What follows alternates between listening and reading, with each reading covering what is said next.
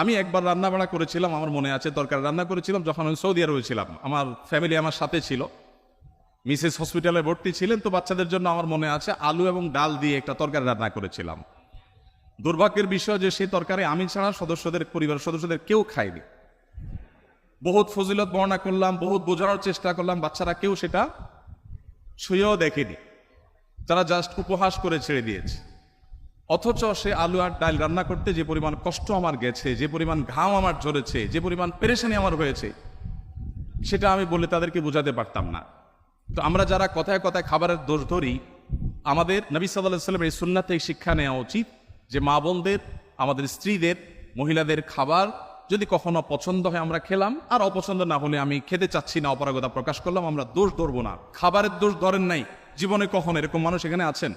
একজনও আছি আমরা? থাকলে হাত তুলতে পারেন। একজন হাত তুলছে। আপনি খাবারের দোষ কখনো ধরেন?